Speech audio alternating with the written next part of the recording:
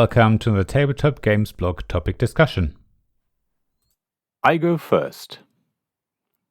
After setting up a board game and explaining the rules, if necessary, the next step usually is to decide who starts. Different games decide this differently, so in this article I want to discuss the various ways in which board games choose the first player, and I will also touch on games where the first player changes from round to round.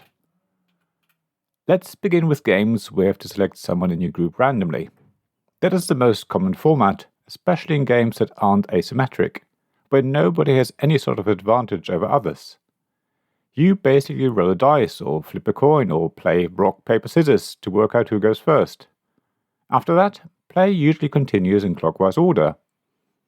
I've previously written about turn order and the first player advantage in my article, Turn Order, so I won't go over that again here.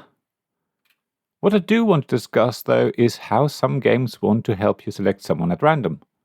They will have some sort of rule as part of the setup steps in the rulebook that's meant to be tongue-in-cheek and is usually related to the setting or the theme of the game. For example, in a game about a swimming competition, the first player rule might say that the person who last went to a swimming pool starts the game. That can be very nice and feel really suited to your games group, but it can sometimes feel a bit elitist, because not everyone will necessarily have the opportunity to have done the thing that the game wants you to have done. For example, in a game about travel, the first player rule might choose the person who travelled the furthest. That's very thematic, of course, but some people just won't have the money to go away abroad, let alone travel long distance. It's therefore often better to just tell players to choose who begins the game randomly.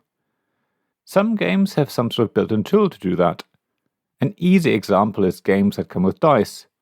The game could just ask everyone to roll the dice and the player with the highest value goes first. And in the case of ties, the tied players roll again. Games with decks of cards can do that too, assuming that cards have different values.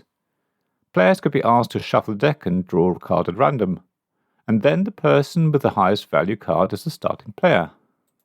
As I alluded to earlier, some games will link who goes first to what faction they have been assigned or have chosen.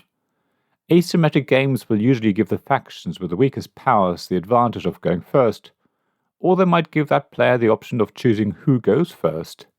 In those games, if factions are assigned randomly, they are not much different to my previous example of randomly choosing the starting player. However, some games allow you to bid in on the faction you want to play, in which case people will actively choose who goes first, or at least they will try to decide that through their bids. I think that's a really nice way of deciding who begins the game, but it can be an issue if you've not played the game before, because you won't know the values of the different factions, other than by the value the game assigns with respect to turn order. The faction that goes before the other factions is usually the weakest, so if you've not played the game before, you get a rough idea of that faction's value within the game.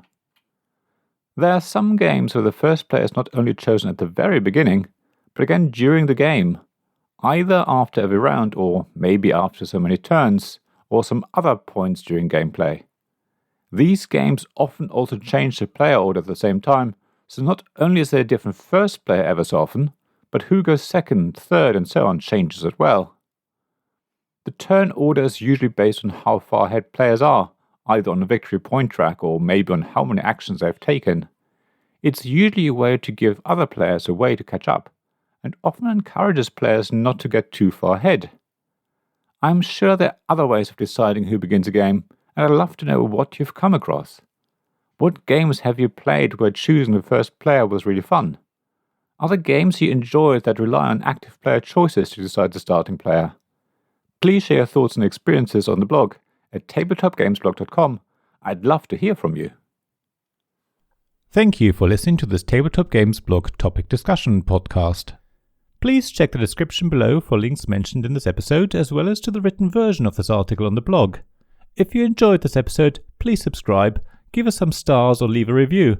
Please also tell your friends about me, and if you want to offer financial support, check out my Patreon and Ko-fi pages, links to which you'll find in the blog at tabletopgamesblog.com.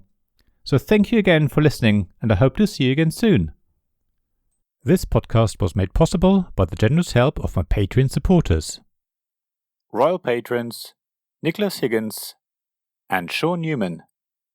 Magic Champion Zeb Hicks, Castle Guards David Miller and James Naylor, Dice Masters Alex Bardi, Paul Grogan and Robin Kay, and Shining Lights Gavin Jones, Sarah Reed, Richard Simpson and Tim Vernick.